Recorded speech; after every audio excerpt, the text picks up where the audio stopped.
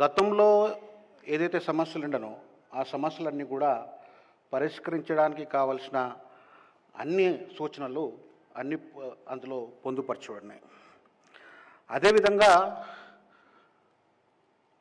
దళిత పారిశ్రామికవేత్తలకు, SC ST పారిశ్రామికవేత్తలకు ఇంతకు ముందుకు ఏదైతే 75 లక్షల రూపాయల ప్రోత్సాహకాలు ఉంటుండేనో దాన్ని ఈరోజు ₹1 కోటి పెంచడం ద్వారా మాకు చాలా పెద్ద మద్దతును ప్రకటించినట్టుగా భావిస్తూ ఉన్నాం.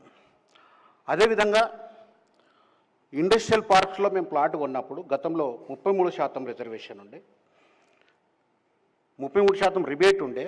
ఆ రిబేట్ని ఈరోజు 50%కి పెంచి అది కూడా 50 లక్షల పరిమితి వరకు పెంచడం ద్వారా ఎంతో మద్దతుని మన ప్రభుత్వం ఇచ్చినట్టుగా మేము భావిస్తూ ఉన్నాం.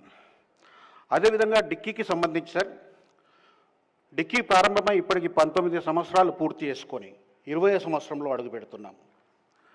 మొట్టమొదటగా పూణేలో మా founder chairman Padmashri doctor Milind Kamble గారు 2005 ఏప్రిల్ 14వ తేదీ నాడు ఆ యొక్క స్థాపించడం జరిగింది డిక్కీని. అప్పుడు గౌరవ మేడం సోనియా గాంధీ గారి ఆధ్వర్యంలో ఉన్నటువంటి యూపీఏ గవర్నమెంట్ అధికారంలోకి ఉండే. యూపీఏ గవర్నమెంట్తో మేము చాలా విధాలుగా కలిసి పనిచేసి దేశంలో మొట్టమొదటిసారిగా, అంతకుముందు ఉద్యోగాల్లో రిజర్వేషన్ ఉండే, తర్వాత పొలిటికల్ రిజర్వేషన్ ఉంది, కానీ వ్యాపారంలో రిజర్వేషన్ని కల్పించినటువంటి ఘనత యూపీఏ ప్రభుత్వానికి దక్కుతుందని చెప్పి నేను మీకు తెలియజేసుకుంటాను.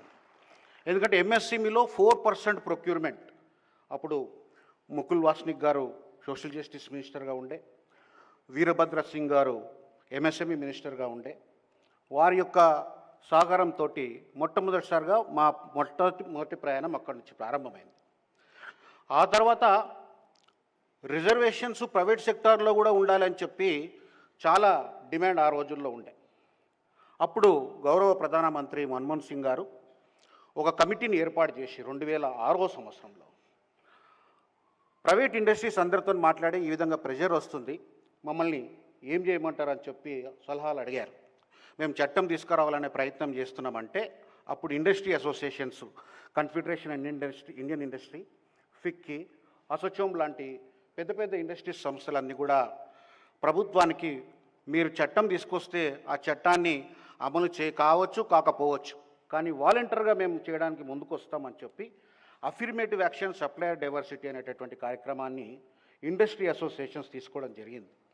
దానికి మన్మోహన్ సింగ్ గారు ఒక టాస్క్ ఫోర్స్ కమిటీని వేసి అందులో డిక్కీని కూడా భాగస్వామ్యం చేసి ఇప్పటి వరకు ఆ జర్నీలో ఇండస్ట్రీ అసోసియేషన్స్తో డిక్కీ కలిసి పనిచేయడం ద్వారా లక్షలాది మంది ఎస్సీ ఎస్టీ పారిశ్రామికవేత్తలకు ప్రైవేటు సంస్థల్లో వాళ్ళకు సప్లయర్స్గా, వెండర్స్గా మాకు అవకాశం లభించడం జరిగింది.